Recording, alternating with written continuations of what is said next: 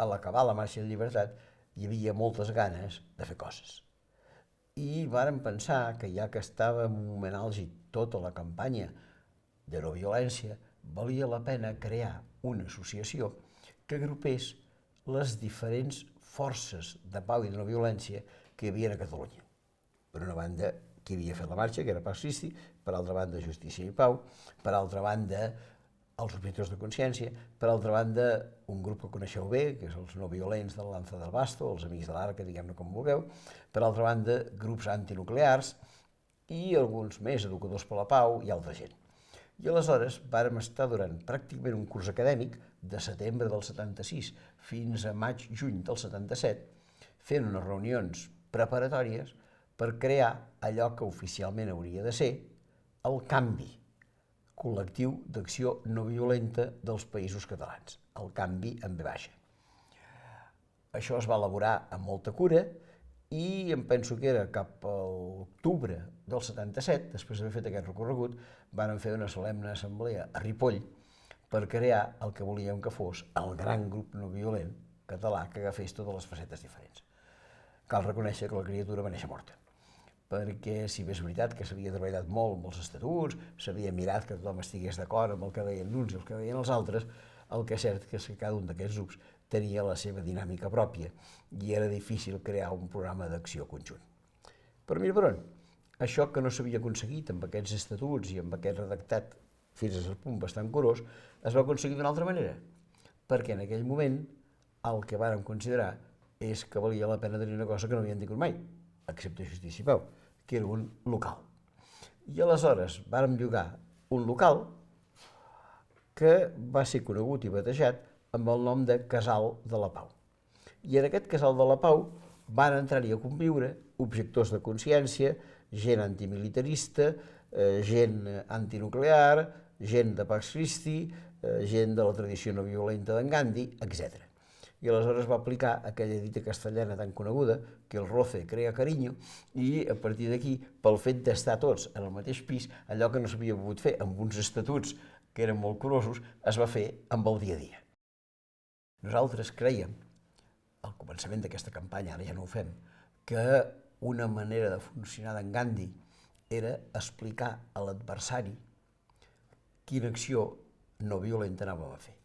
De manera que cada any, quan comença el període de declaració de renda, que tots sabem que és l'1 de maig, l'1 de maig és festiu i no s'hi pot anar, però el 2 de maig es pot anar a Hisenda. I durant uns anys anàvem a la central d'Hisenda, a la plaça Letamendi de Barcelona, demanàvem visita al delegat d'Hisenda i li dèiem, miri, sàpiga que nosaltres, a partir d'avui, demanarem a tothom que deixi de pagar un percentatge a la declaració de renda. No únicament farem això, sinó que posarem, i així ho fèiem, a la porta, a fora, a l'exterior del Plaça Letamendi, una tauleta perquè la gent que volgués practicar l'objecció fiscal la pogués practicar. La veritat és que bastants anys havíem demanat al delegat d'Hisenda que ens rebés. No ens rebia. Un any, per casualitat, ens va rebre. Ens va fer pujar amb unes grans butaques al quart o al cinquè pis de la plaça Letamendi, li vàrem explicar per què fèiem l'objecció fiscal, amb quina intenció la fèiem, com en altres països també s'estava fent, i l'home ens va dir que de cap manera, que això no pot ser, perquè vostès estan fent una il·legalitat, i jo els hauré de castigar, vostès ens venen a dir això, i jo també els haig de dir quina és la meva obligació, que és perseguir-los a vostè fins a l'última pesseta, que en aquell temps encara eren pessetes, que deixin de pagar. El curiós de l'anècdota és que aquest senyor ens va rebre en aquesta sala molt ben embutacada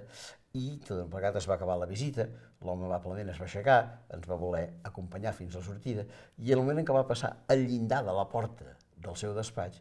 va canviar ràpidament de castellà a català i ens va dir, mirin, això que vostès fan és excel·lent i estic completament d'acord, tirin-ho endavant i que tinguin molta sort. Aquesta va ser una mica l'anècdota que hi havia hagut amb aquest cas de l'objecció fiscal. La campanya Antioten va agrupar